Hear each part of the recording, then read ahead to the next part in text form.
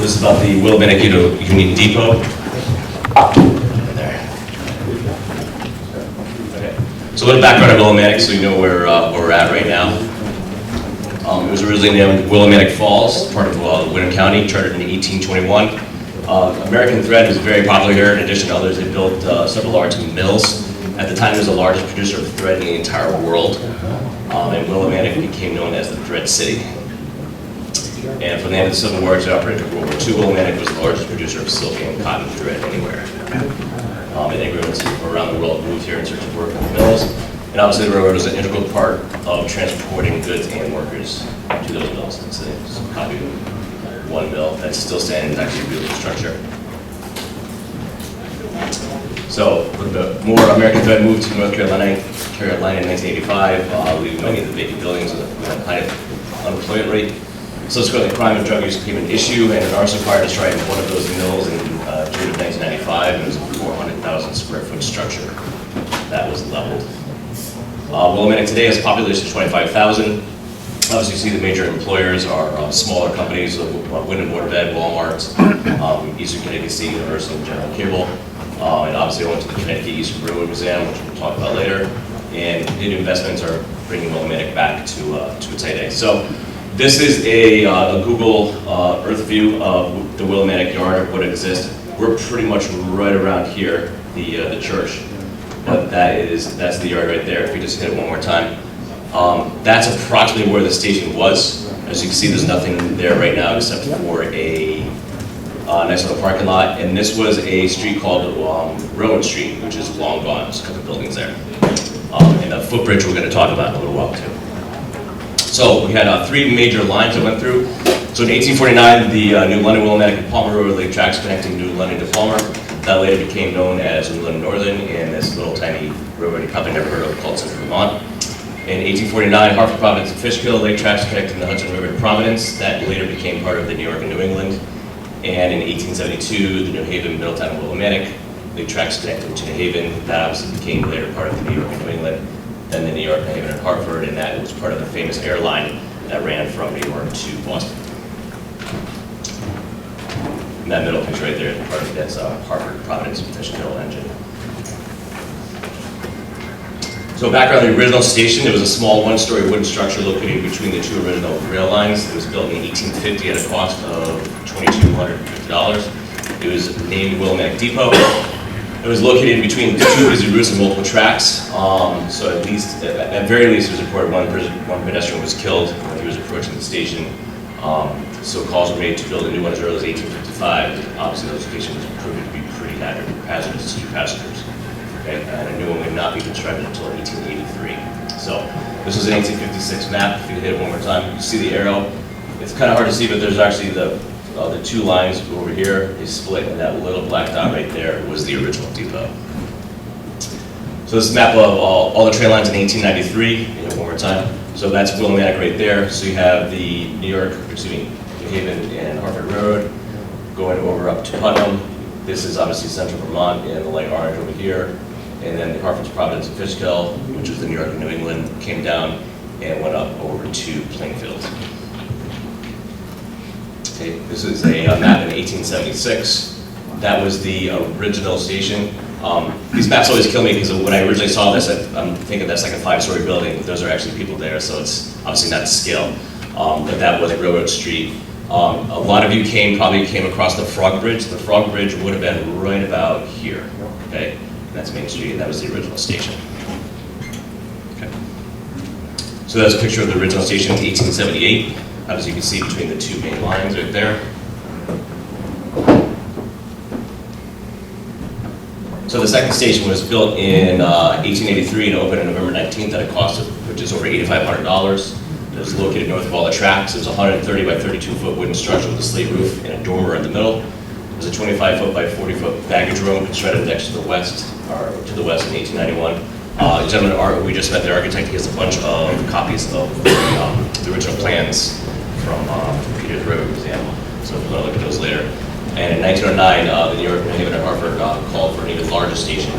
However, that would never come to fruition, mostly because of the automobile. And the station was actually partly damaged in the hurricane of '38. We'll talk about that in a second.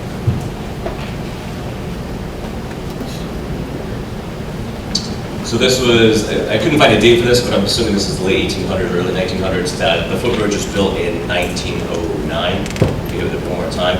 So that's where the footbridge is, or would have been. This was the station obviously here. This is the Glen Northern, so it became Central Vermont. That's their little freight house and coal sheds, all that good stuff. We did it 3 more times. So this is just, it's kind of hard to see, but these are the 3 lines. So you have the Central Vermont over here, the New York, New Haven, was this line, and then the Harper's Providence and Fishkill was over here. There's another picture in 1898. That's the second station with the dormer. That's the, as you see, that's doing the railroad right there. Another picture. Another picture in 1910. This is taken from the footbridge after it was built in 1909. You just snap these. There's a bunch of pictures. It's June 24th, 1916. That's the picture of the baggage depot right next to it. That's we couldn't tell the number, but that is the Central Vermont right there. And that's the station in the background. Another picture. This is go back real quick. That was a. You can see it better online, but these are Central Vermont boxcars there. So that's the Liberty Bell when it came through in June 16th, 1903.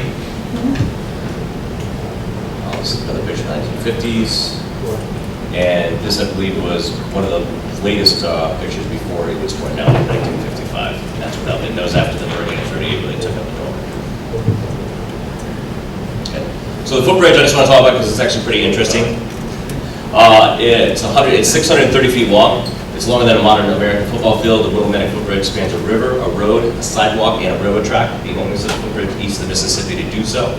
It was constructed in 1906 primarily as a route for foot traffic for the workers, and it's actually listed on the National Registry of Historic Places. So hopefully it should be going anywhere anytime soon.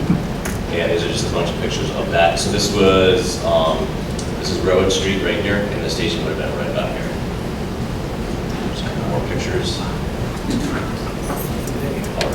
1900s. Okay. This is a photo in the early 70s. So this is still Railroad Street here. That's the footbridge. Okay. So this is Railroad Street today, as you can see. Very, very beautiful. This is your entrance to the footbridge. There's actually a little plaque right here that explains it, but this does go over the railroad tracks. Railroad Street would have been right about here. That's obviously long gone. So the Hurricane 38 damaged a lot of rails, but it didn't completely destroy the station. However, it did remove the dormer. So it's one. Yep, that's fine. So this is one. I have 3 photos of the damage. So that's one. So we got some beds, obviously, and one more.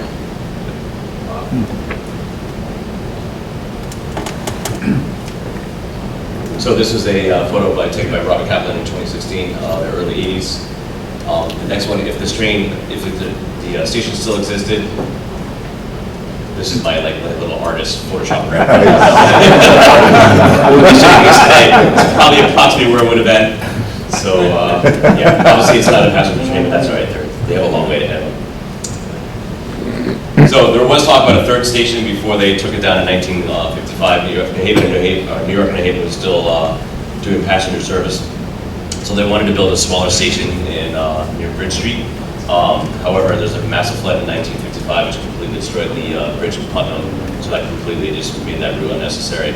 So in 1991, a small platform was finally constructed to use the Bridge Street for passengers using Amtrak's Montreal, which traveled from the Central Vermont route from London to Montreal, Quebec. And that only lasted 4 years, and that just continued in April of 1995.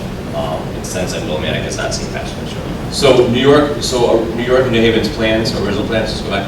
This was where the platform was. This is where they wanted to have their station. This is actually Bridge Street right here. This building still exists. This still exists, but everything else is long gone. Which one? This. Oh, okay. Oh, nice, excellent. All right, and then this is the day paper, I believe, took the shot to 1991. So this was actually just after past midnight when this train came through, so a lot of people were celebrating the return. And this is a more recent photo from Lee Carlson. If you just get that one more time, it just shows that's where the platform was for those passengers, and that is Bridge Street right there. Okay. And this is the current Google Street View. That's the platform that they use. So the third station was slated to be right there, but obviously that never happened. And obviously today's rail traffic, just happening on Central Railroad and Providence, Worcester, and that's it. Short and sweet. Thank you for your time.